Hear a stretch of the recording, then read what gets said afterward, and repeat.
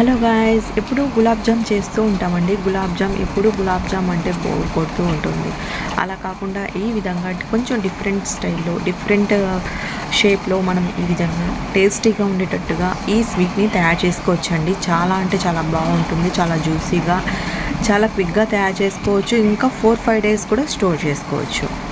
ఈ క్విక్గా ఇంకా జ్యూసీగా తయారయ్యే ఈ స్వీట్ను ఎలా తయారు చేసుకోవాలో చూసేద్దాం. వీడియోని ఎక్కడ స్కిప్ చేయకుండా చూడండి గైస్. కొత్తగా మన వీడియో చూసే వాళ్ళు ఎవరైనా ఉంటే మన ఛానల్ని తప్పకుండా సబ్స్క్రైబ్ చేసుకుని సపోర్ట్ చేయండి. ఇప్పుడు జ్యూసీగా ఉండే ఈ స్వీట్ను ఎలా తయారు చేసుకోవాలో చూసేద్దాం. ముందుగా వచ్చేసి పిండిని కలుపుకోవాలంటే ఒక బౌల్ తీసుకోవాలండి. బౌల్లోకి 1 కప్పు వరకు మైదా పిండిని తీసుకోవాలి. తీసుకున్న తర్వాత ఇదే కప్పుతో వచ్చేసి 1/2 కప్పు వరకు బొంబాయి రవ్వని వేసుకోవాలండి. ఇదే కప్పుతో 1/2 కప్పు వచ్చేసి పాల పొడిని వేసుకోండి. వేసుకున్న తర్వాత ఒక చిటికెడు వచ్చేసి వంట సోడాను వేసుకోండి.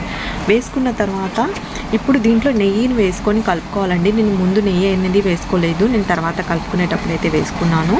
మీరేం చేస్తారంటే ఇలా పిండిలో కలుపుకునేటప్పుడు 1 స్పూన్ వరకు నెయ్యిని వేసి కలుపుకున్న తర్వాత నెక్స్ట్ వచ్చేసి పాలతో కలుపుకోవాలి. ఈ పిండిని కాచి చల్లార్చిన పాలు ఉంటాయి కదా, ఆ పాలతో ఈ పిండిని బాగా కలుపుకోండి. వాటర్ అనేది యూజ్ చేయకుండా పాలతో కలుపుకుంటే ఇంకా పిండి అనేది చాలా సాఫ్ట్గా అయితే తయారవుతుందండి. చూడండి, నేను పిండి కలుపుకున్న తర్వాత అయితే నెయ్యిని యాడ్ చేసుకున్నాను. ఇలా కాకుండా మీరు ముందుగానే నెయ్యిని యాడ్ చేసుకున్న తర్వాత పిండిని కలుపుకోండి. అప్పుడైతే మొత్తం మనకి పిండిలో నెయ్యి అనేది బాగా కలిసిపోతుంది. చూడండి, ఈ విధంగా మనం పిండిని కలుపుకున్న తర్వాత ఈ పిండిని ఒక 10 నిమిషాలు పక్కన పెట్టేసేయండి. అంటే కొంచెం నానిపోవాలండి. రవ్వ వేసుకున్నాం కాబట్టి అప్పట్లోగా మనం సిరప్ అనేది తయారు చేసుకోవాలి. షుగర్ సిరప్ తయారు చేసుకోవడానికి ఒక బౌల్ తీసుకొని నేను ఏ కప్పుతో అయితే పిండి క్వాంటిటీ తీసుకున్నానో అదే కప్పుతో వచ్చేసి ఒక 1.5 కప్పు వరకు షుగర్ని వేసుకోవాలండి. వేసుకున్న తర్వాత 2.5 కప్పు వరకు వాటర్ అనేది వేసుకొని షుగర్ని సిరప్ లాగా తయారు చేసుకోవాలి. నార్మల్గా గులాబ్ జామ్ సిరప్ అనేది ఎలా తయారు చేసుకుంటున్నామో దానికంటే కొంచెం పల్చగా ఉన్నా పర్లేదు.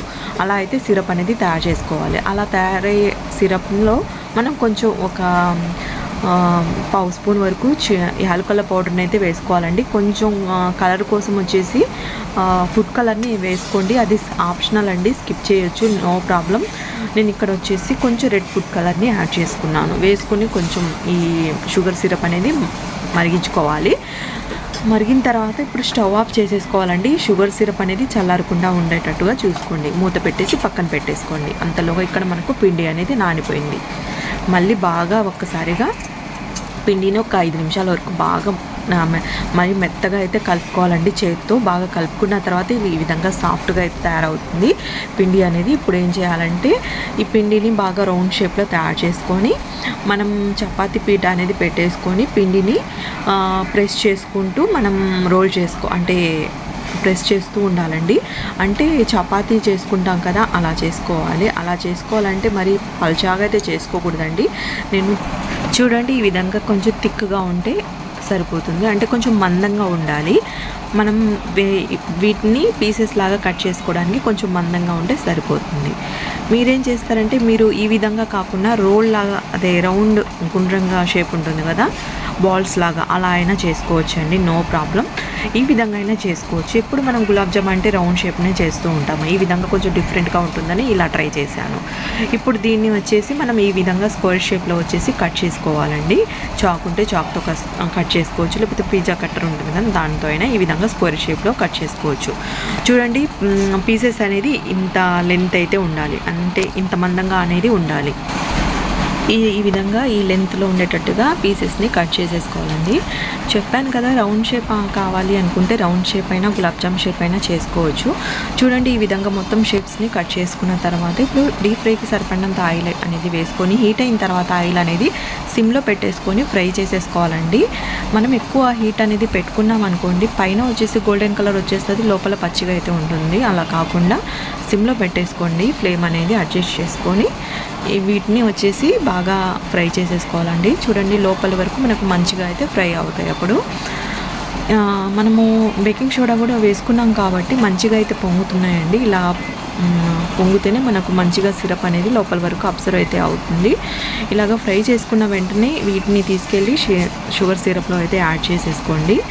యాడ్ చేసేసుకున్న తర్వాత ఒకసారి మొత్తం షుగర్ సిరప్లోకి స్వీట్ అనేది వెళ్ళేటట్టుగా మొత్తం అయితే బాగా కలిపేసుకోండి. ఇలా కలిపేసుకున్న తర్వాత మూత పెట్టేసి ఒక 1 అవర్ వరకు అలాగే కదిలించకుండా వదిలేసేయండి. వదిలేసిన తర్వాత మనకు ఏంటంటే 1 అవర్ తర్వాత వచ్చేసి మనకు మూత తీసి చూస్తే షుగర్ సిరప్ మొత్తం ఈ పీసెస్కి మొత్తం స్వీట్కి అయితే అబ్జర్వ్ చేసేసుకుందండి. చూడండి ఎంత మంచిగా అయితే షుగర్ సిరప్ అనేది అబ్జర్వ్ చేసేసుకుందాం. మొత్తం స్వీట్ అనేది చాలా సాఫ్ట్గా ఉంటుంది, చాలా జ్యూసీగా అయితే ఉంటుందండి. ఒకవేళ మీరు నైట్ టైం తయారు చేసుకొని మార్నింగ్ అయినా సర్వ్ చేసుకోవచ్చు. వీడియో నచ్చితే తప్పకుండా లైక్ చేయండి, మన ఛానల్ని సబ్స్క్రైబ్ చేసుకోండి.